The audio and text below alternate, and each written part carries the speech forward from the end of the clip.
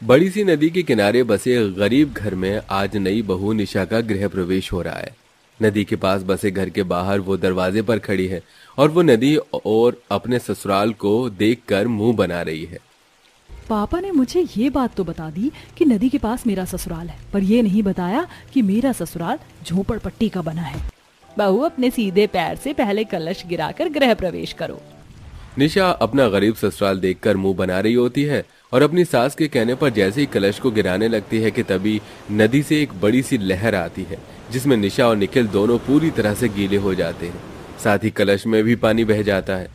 माफ करना बहू, अभी मौसम कुछ दिनों से ठीक नहीं है, इसलिए नदी के पानी का स्तर बढ़ा हुआ है और पानी की लहर की वजह से कई बार पानी घर में भी आ जाता है। मैंने तुम्हारे ससुर को कितनी बार बोला कि घर के बाहर सीढ़ियां निकाल दें ताकि नदी का पानी घर में ना आए, पर ये हैं जो सुनते ही नहीं। अरे भाग्यवान, क्यों नाराज होती हो? शिकायत बाद में कर लेना, पहले बहू का गृह प्रवेश करवाओ। माँ जी, जो भी रस्में हैं जल्दी खत्म करो। पूरी तरह से गीली हो गई हूँ मैं और मुझे इरिटेशन होती है जब मैं गीली रहती हूँ। इतना बोलकर निशा अपने पति के साथ अपना गृह प्रवेश पूरा करती है और जब वो घर में जाती है तो घर में जाती ही उसे बदबू आने लगती है और वो अपनी नाक बंद कर लेती है। यहाँ कितनी बदबू आ रही है, समझ नहीं आ रहा सीलन की बदबू है या किसी और चीज की। और ये जमीन भी गीली है, अब क्या मैं गीले पर बैठूं? निशा, तुम इतनी भड़क क्यों रही हो? घर में चारपाई रखी है, तुम उस पर बैठ जाओ। निखिल, तू शांत हो जा। बहू अमीर घर से आई है, उसको आदत नहीं होगी ना इन सब की, इसलिए वो थोड़ा चिड़चिड़ी हो रही है। बहू तुम आराम करो। क्योंकि निशा अमीर घर से आई थी इसलिए शांति अपनी बहू की परेशानियों को समझने की कोशिश करती है और इसी तरह कुछ दिन बीत जाते हैं। ऐसे ही एक सुबह निखिल और विनोद सुबह जल्दी उठकर नदी में नाव चलाकर मछलियां पकड़ने जाते हैं। पापा, ये देखो मेरी जाल में आज कितनी सारी मछलियां फंसी हैं। आज तो अच्छी कमाई होगी मार्केट में। हाँ, सही कहा तूने। जल्दी से किनारे जाकर बाल्टी में सारी मछली अलग करके घर चलते हैं और आज मैं तेरी माँ से कहूंगा कि हमारे लिए थोड़ी मछलियां बना दे। विनोद और निखिल मछली लेकर नाव से किनारे जाते हैं और हर एक बाल्टी में एक तरह की मछलियां अलग अलग कर घर जाते हैं और मछली की बदबू से ही निशा को उल्टी होने लगती है और एक बार फिर वो चिड़चिड़ी हो जाती है। अगर मुझे पता होता आप लोग गरीब के साथ घर में इतनी गंदगी रखते हैं और नदी के पास रहकर मेरी ये हालत हो जाएगी तो मैं यहाँ कभी रहने ही नहीं आती, भले ही सारी जिंदगी कुंवारी रहती। निशा, हम जानते हैं कि तुम अमीर घर से हो, पर इसका मतलब ये नहीं है कि तुम कुछ भी कहो। हमने जबरदस्ती नहीं की थी। और भाभी, पूरा गांव जानता है कि आप कितनी घमंडी हैं।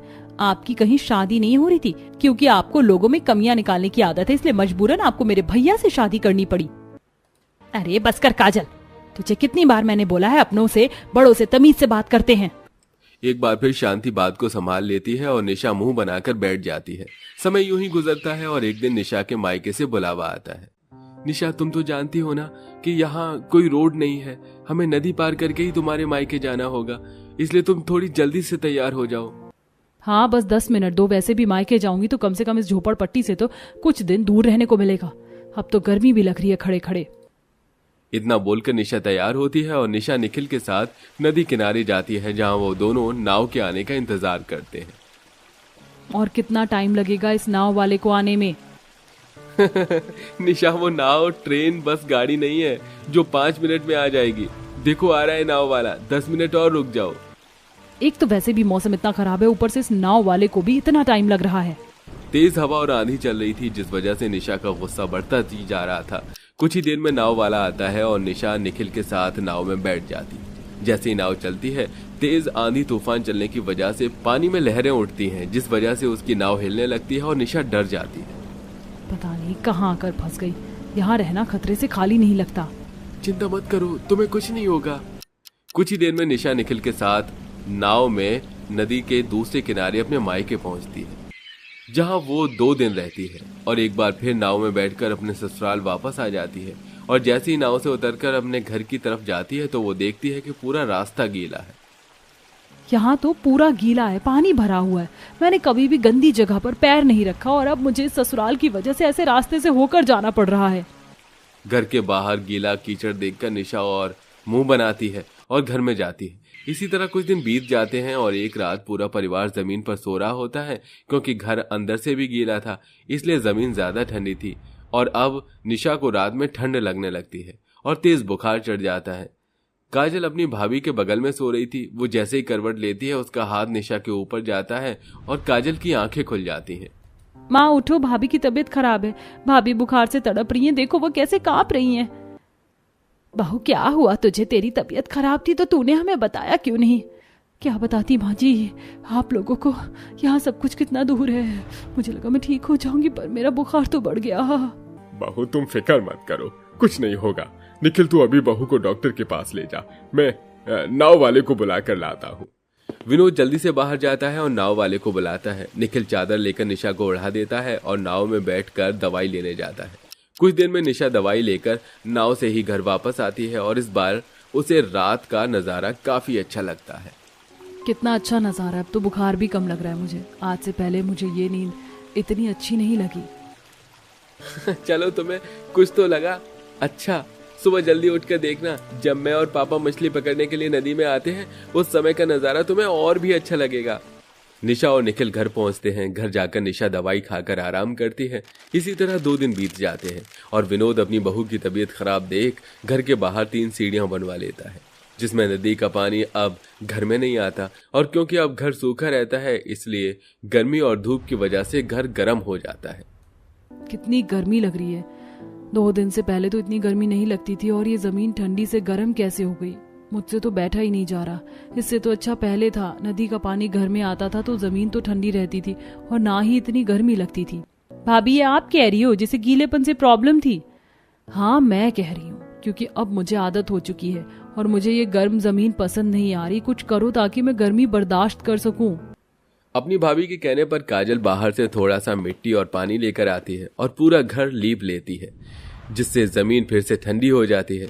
समय यूं ही गुजरता है और धीरे धीरे निशा का बर्ताव बदलने लगता है। और ऐसे ही एक सुबह, निखिल तुमने कहा था कि मैं कभी सुबह जल्दी उठकर देखूं नदी का नजारा और मौसम। आज मैं जल्दी उठ गई और पिछले कुछ दिनों से बहुत गर्मी है, इसलिए क्या मैं भी तुम्हारे और पापा के साथ फिश पकड़ने चलूं? हाँ बहू क्यों नहीं, पर नदी किनारे काफी मछुआरे आते हैं, तुम्हें मछलियों की बदबू आएगी और जमीन भी गीला होगा। कोई बात नहीं पापा जी। निशा का बदला रूप देखकर पूरा परिवार दंग रह जाता है। अब निशा अपने ससुर और पति के साथ मछली पकड़ने के लिए नदी के पास जाती है और नाव में बैठ नदी के बीच में पहुंचती है। निखिल मुझे यहाँ बहुत अच्छा लग रहा है। नदी में कितने सारी रंग बिरंगी मछलियाँ हैं, हम इनमें से कुछ मछलियाँ पाल क्यों नहीं लेती? और मुझे आप सब माफ़ कर दीजिए, यहाँ सब कुछ मेरे लिए बहुत नया था। मैंने आपके साथ जो बदतमीज़ी की उसके लिए मैं शर्मिंदा हूँ। इतनी बदतमीज़ी करने के बाद भी आप लोगों ने मेरा कितना ख्याल रखा है। कोई बात नहीं। तो क्या अब मैं कुछ मछलियाँ पानी के लिए रख लूँ? बेटा ये मछलियाँ फालतू नहीं है। विनोद भाई साहब बताओ अपनी बहू को। हाँ निशा, अगर मुझे कोई कभी पालतू मछली मिली तो मैं तुम्हारे लिए जरूर लेकर आऊंगा। अच्छा अब मैं आगे जा रहा हूँ गहराई में, तो तुम काका की नाव में घर जाओ। निखिल के कहने पर निशा घर आती है और कुछ देर बाद निखिल नदी से कुछ मोतियां इकट्ठा करके घर आता है और निशा को देता है। ये मोती तो नदी में मिलती है, बहुत कीमती होती है, तुम मेरे लिए लेकर आए। बहुत प्यारी लग रही है, मैं इसका हार बनाऊंगी। मुझे नहीं पता था कि नदी किनारे घर होने का इतना फायदा होता है। मैं बेकार ही कुछ दिनों से परेशान हो रही थी, यहाँ तो मुझे बहुत मजा आ रहा है। न सिर्फ अब निशा को अपने ससुराल में अच्छा लगता है बल्कि निशा का बदला रूप देखकर उसके ससुराल वालों को भी काफी अच्छा लगता है। और एक दिन शांति निशा को शाम के वक्त नदी किनारे ले जाती है जहां डूबता सूरज देख दोनों सास बहू बैठकर बातें करती हैं और निशा अपनी सास से कहती है, माँ जी मेरा सपना था कि मेरा ससुराल नदी किनारे हो और मैं अपने परिवार के साथ सनसेट देख सकूं। आज मेरा वो सपना पूरा हुआ। अब तक मैंने जितना भी आप लोगों को परेशान किया उसके लिए मुझे माफ कर दीजिए। बहू माफी मत मांग, नई जगह आने में और वहाँ एडजस्ट होने में थोड़ा समय लगता है। और तू तो इतने बड़े घर की बेटी है, तुझे तो बहुत दिक्कत हुई होगी हम गरीबों के साथ एडजस्ट होने में। मैं समझ सकती हूँ, आप सब कुछ भूल जा। निशा नदी किनारे ससुराल में एडजस्ट हो जाती है और हंसी खुशी जिंदगी जीती है। शुभा बहन, मैंने सुना है तुम्हारी बहू बहुत पढ़ी लिखी और जमींदार की बेटी है। बिल्कुल सही सुना है काकी आपने। खुशी देखो निकिता बेटी की पढ़ी लिखी भाभी पाकर। अच्छा बहन हम चलते हैं, बेचारी बहू भी थक गई होगी। वैसे भी बहुत गर्मी हो रही है, बहू तुम थोड़ा आराम कर लो। घर आए पड़ोसी बहू को देखकर चले जाते हैं और पड़ोसियों के जाने के बाद लक्ष्मी फ्रेश होने के लिए नहा लेती है। कुछ देर बाद जब शोभा बाथरूम में जाती है तो वो देखती है कि 4 बाल्टी पानी खत्म है। अरे बहू तूने 4 बाल्टी पानी से नहा लिया, तुझे नहीं पता पर यहाँ पानी की बहुत दिक्कत है। तू हमें बता देती, हम तुझे नदी पर ले जाते, वहाँ तू अच्छे से नहा पाती। माँ जी इतनी गर्मी हो रही है, अब नहाने के लिए मुझे पूछना पड़ता है क्या? और गर्मी में तो पानी ज्यादा ही खर्च होता है। माँ, लक्ष्मी अभी नई है, यहाँ के बारे में उसे कुछ नहीं पता। लक्ष्मी, हमारे गांव में सभी लोग नहाने और कपड़े धोने के लिए नदी को जाते हैं, तो कल से तुम नहाने के लिए माँ और निकिता के साथ नदी चली जाना। घर में बस इमरजेंसी के लिए बाल्टी में पानी होता है। नदी पर नहाने की बात सुनकर लक्ष्मी बड़ी हैरान होती है और अगले दिन वो अपने गंदे कपड़े लेकर अपनी सास के साथ और नंद के साथ नदी पर जाती है, जहां वो देखती है कि गंदे पानी में गांव की कुछ औरतें नहा रही हैं। साथ में सभी लोग वहीं पर बैठकर कपड़े भी धो रहे हैं। भाभी, आप गांव की औरतों के साथ आराम से नहा लो, जब तक मैं और माँ यहीं बैठकर कपड़े धो लेते हैं। अपनी सास और नंद के कहने पर लक्ष्मी नदी में नहाती है और वो लोग कुछ देर बाद गंदे कपड़े नदी पर ही धोकर अपने घर आते हैं। इसी तरह 2 दिन बीत जाते हैं और एक दिन। अरे निकिता, तुम और माँ सुबह शाम मटके बाल्टी लेकर कहाँ चली जाती हो? भाभी, गांव में बस कुछ ही लोगों के घर में नलका है और नदी का पानी तो हम पी नहीं सकते। खाना बनाने और पानी पीने के लिए भी तो पानी की जरूरत है, इसलिए कुएं से पानी भरकर लाना पड़ता है। कुआं भी घर से 2 किलोमीटर दूर है। बहू, आज तू भी हमारे साथ कुएं पर चल, ताकि तुझे पता चल सके हम पानी कहाँ से लाते हैं। कल को हम घर में ना रहें, तुझे खाना बनाने या पीने के लिए पानी चाहिए हो तो पता होना चाहिए ना गांव में कुआं कहाँ है। इतना बोल शोभा लक्ष्मी और निकिता के साथ तपती धूप में कुएं पर जाती है और लंबी लाइन में लगकर कुएं से पानी भरती है। और जब पानी भर के गांव की कुछ औरतें नंद और सास के साथ लक्ष्मी घर आने लगती है तो वो पानी का टैंकर जाता हुआ देखती है। माँ जी, हमारे गांव में तो पानी का टैंकर आता है, फिर हम लोग कुएं से पानी क्यों लेकर जा रहे हैं इतनी धूप और गर्मी में?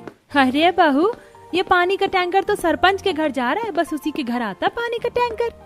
अपनी आंखों के सामने से मीठे पानी का टैंकर जाता देख लक्ष्मी को बड़ी हैरानी होती है और वो घर आकर अपनी नंद के साथ घर के कामों में लग जाती है। इसी तरह कुछ दिन बीत जाते हैं और एक दिन लक्ष्मी किसी काम से अपने पति के साथ सरपंच के घर जाती है, जहां वो देखती है कि सरपंच के घर के बाहर पानी का टैंकर खड़ा है और कुछ अमीर लोग सरपंच को पैसे देकर मीठा पानी भर रहे हैं। निखिल, माँ तो बता रही थी कि सिर्फ सरपंच के घर पानी का टैंकर आता है, पर ये देखो सरपंच के घर गांव के कुछ लोग आकर पानी लेकर तो जा रहे हैं, फिर हम कुएं का पानी क्यों पीते हैं? हम भी तो मीठा पानी टैंकर से ले सकते हैं ना सरपंच से। लक्ष्मी, ये पानी मुफ्त में नहीं मिलता, इसके लिए 1000 रुपए देना पड़ता है। हम गरीब कहाँ से मीठा पानी पीने के लिए सरपंच को 1000 रुपए दें? ये तो सेठ हैं, जमींदार हैं, अमीर हैं जो पैसे देकर पानी लेते हैं सरपंच से। अच्छा चलो अंदर चलते हैं, सरपंच की साइन की चाहिए इस पेपर पर, तभी तो तुम्हारी आइडेंटिटी कार्ड पर एड्रेस चेंज होगा। इतना बोल निखिल और लक्ष्मी सरपंच के घर में जाते हैं, जहां लक्ष्मी देखती है कि सरपंच का पूरा परिवार न सिर्फ मीठा पानी पी रहा है बल्कि मीठे पानी से ही घर के काम भी कर रहे हैं। बाहर इतनी गर्मी हो रही है, लोग प्यास से मर रहे हैं। निखिल, हमारे गांव के लोगों के साथ बहुत गलत हो रहा है। यहाँ तो पानी की बहुत धांधली हो रही है। सरकार ने हमारे गांव में भी मीठे पानी का टैंकर लगवा रखा है, पर सरपंच हमें नहीं दे रहा है। हमें सरपंच के खिलाफ बोलना चाहिए। लक्ष्मी, बाहर इतनी गर्मी हो रही है और तुम्हें सरपंच के खिलाफ बोलना है? जो चीज जैसी चल रही है चलने दो, हम सरपंच से नहीं लड़ सकते हैं। निखिल के कहने पर लक्ष्मी चुप हो जाती है। कुछ देर बाद वो लोग अपने घर आते हैं। इसी तरह 2 दिन बीत जाते हैं और एक रात। निकिता, तू शाम को पीने का पानी नहीं लेकर आई, घर में 1 बाल्टी पानी नहीं है। लगता है अब सेठ के घर ही जाना पड़ेगा, उसे ही 100 रुपए देकर 1 बाल्टी पानी भरना पड़ेगा नलके से। क्या अगर हम 1 बाल्टी पानी लेते हैं सेठ से तो इसके लिए हमें सेठ को 100 रुपए देने पड़ेंगे? जब लक्ष्मी को ये पता चलता है कि नलका से पानी भरने के लिए 100 रुपए लगते हैं तो उसे बहुत गुस्सा आता है और वो ठान लेती है कि वो सरपंच से जाकर बात करेगी। और अगली सुबह होते ही वो जबरदस्ती अपनी सास के साथ सरपंच के घर जाती है। सरपंच जी, गर्मी सिर्फ आपके लिए नहीं, हम गांव वालों के लिए भी है। हमें भी पीने के लिए पानी चाहिए। आप तो मीठे पानी का टैंकर अपने घर के निजी कामों के लिए इस्तेमाल कर रहे हैं, जबकि गांव के लोग ठंडे मीठे पानी पीने के लिए तड़प रहे हैं। शोभा, ये तुम्हारी बहू है, बहुत बोलती है। ए लड़की, मेरी बात कान खोल कर सुन ले। इस गांव का सरपंच मैं हूँ और अगर तुझे पानी चाहिए तो 1 दिन का 1000 रुपए दे और पानी भर कर ले जा। आई बात समझ में? सरपंच जी, मैं अपनी बहू को समझा लूंगी। चल बहू, यहाँ से चलते हैं। हम इतनी धूप और गर्मी में यहाँ बात करने के लिए आए हैं, पर लगता है सरपंच जी का बात करने का मूड नहीं है। पर आप मेरी बात कान खोल कर सुन लो, मीठे पानी का टैंकर तो इस गाँव में आएगा। अरे तुझे जो बिगाड़ना है बिगाड़ ले मेरा जो कुछ करना है। सरपंच लक्ष्मी की एक नहीं सुनता और उसे अपने घर से भगा देता है, जिसके बाद लक्ष्मी सीधा एमएलए के दफ्तर जाती है। माफ करना एमएलए जी, बिना अपॉइंटमेंट किए आपके दफ्तर आ गई, पर हमारे गांव के सरपंच जी हमारे गांव वालों को मीठे पानी का टैंकर दे ही नहीं रहे हैं जो आप गांव भिजवाते हैं। ऐसा कैसे हो सकता है? सरकारी मीठे पानी का टैंकर हफ्ते में 2 से 3 बार जाता है यहाँ से। अगर ऐसी बात है तो मैं अभी सरपंच से बात करता हूँ। गांव का एमएलए काफी अच्छा और समझदार था। वो लक्ष्मी की बात सुनता है और सरपंच को फोन करता है। अरे एमएलए, वो लड़की झूठ बोल रही है। आप तो जानते हैं गांव के गवार लोग कैसे होते हैं। मैं तो इन्हें मीठा पानी दे रहा था टैंकर का, पर इन्हें तो कुएं के पानी पीने की आदत है, इसीलिए वो टैंकर मैं अपने घर मंगवाने लगा और जरूरतमंदों को देने लगा। मुझे कोई सफाई नहीं चाहिए, और वो लड़की गवार नहीं, पढ़ी लिखी जमींदार की बेटी है। अगर तुमने मीठे पानी का टैंकर गांव में नहीं भेजा तो मैं तुम्हें तुम्हारी सरपंच के पद से हटा दूंगा। एमएलए की फटकार खाकर सरपंच गांव में मीठे पानी का टैंकर आने देता है। मीठे पानी का टैंकर अपने गांव में देख सभी लोग काफी खुश होते हैं। अपने घर से बाल्टी, मटका, ड्रम लेकर बाहर आते हैं और धूप में लाइन में लगकर मीठा पानी भरते हुए लक्ष्मी की काफी तारीफ करते हैं। शिव भाई से कहते हैं पढ़ी लिखी बहू, आज तुम्हारी पढ़ी लिखी बहू है, इसीलिए उसने हम जैसे गरीबों के लिए गांव में मीठे पानी का टैंकर मंगवा दिया। हमने कभी नहीं सोचा था कि हम गरीबों को इस गर्मी में इतना ठंडा मीठा टैंकर का पानी पीने को मिलेगा। वो तो है बहन। बहू, तुम इस गांव की बहू नहीं, फरिश्ता बनकर आई हो। तुम्हारे आने से हमारे गांव में मीठे पानी का टैंकर आया है। सभी गांव वाले लक्ष्मी की खूब तारीफ करते हैं। ये देख शोभा, निखिल और निकिता काफी खुश होते हैं। देखते ही देखते 10 दिन बीत जाते हैं और इस 10 दिन में एक दिन भी मीठे पानी का टैंकर नहीं आता। बहू, तुम तो कह रही थी कि हफ्ते में 3 दिन मीठे पानी का टैंकर आएगा। हमारे घर का तो पानी भी खत्म हो गया और इतनी धूप में गर्मी में कुएं पर जाने का दिल नहीं करता। हो ना हो, इस सरपंच ने फिर से हमारे गांव का पानी कटवाकर अपने घर मंगवा लिया है। इसकी तो खैर नहीं है। इसे तो अब मैं बताऊंगी, जब मैं इसकी लिखित रूप से कंप्लेंट करूंगी। इस बार लक्ष्मी सिफारिश नहीं बल्कि सरपंच के खिलाफ लिखित रूप से कंप्लेंट करती है, जिस वजह से एमएलए को खुद गांव का दौरा करने के लिए आना पड़ता है। और वो देखता है कि गांव वाले धूप और गर्मी में कुएं से जाकर पानी ले रहे हैं, तो वहीं मीठे पानी का टैंकर सरपंच के घर के बाहर खड़ा है और वो कुछ जमींदार सेठ से पैसे लेकर उन्हें पानी दे रहा है। देख लीजिए एमएलए साहब, सब कुछ आपकी आंखों के सामने है। अरे एमएलए साहब, आप अचानक गांव में आने से पहले बता देते। अगर मैं आने से पहले बता देता तो तुम्हारी चोरी कैसे पकड़ता? सही कहती थी लक्ष्मी। और अब तो तुम्हारे खिलाफ कंप्लेंट भी दर्ज है। न चाहते हुए भी मुझे तुम्हारी धांधली और बेईमानी की वजह से तुम्हें तुम्हारी सरपंच के पद से हटाना होगा। और टैंकर वाले, तुम्हें गांव वालों को पानी देना है ना कि सरपंच को।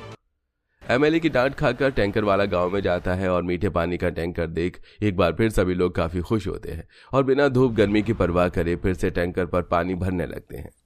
अब आप सब फिक्र मत कीजिए, सरपंच को उसके पद से हटा दिया गया है। अब पानी का टैंकर सरपंच के घर नहीं बल्कि गांव में आएगा। बहू, तुमने कर दिखाया। ए शोभा, तुम्हारी बहू बहुत समझदार है। इस तरह लक्ष्मी अपनी सूझबूझ से गांव में मीठे पानी का टैंकर लाती है और सरपंच को उसके किए की सजा देती है, उसके पद से हटवाकर।